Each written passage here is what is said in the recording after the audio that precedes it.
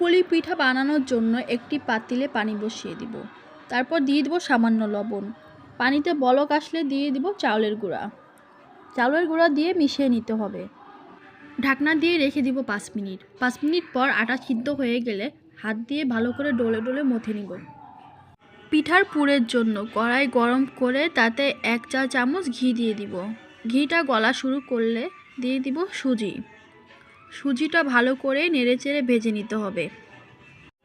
চুলার আঁচ কমিয়ে রাখতে হবে যেন পুড়ে না যায়।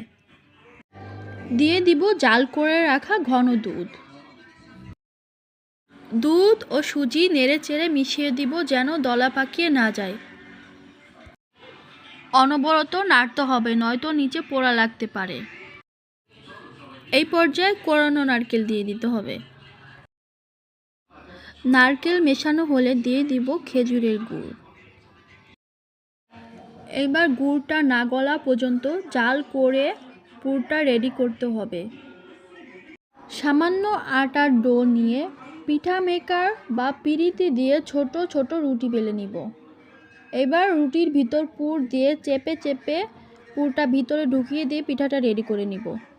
5 মিনিট গরম পানির ভাপে দিয়ে রাখলেই পিঠাটা খাওয়ার জন্য রেডি।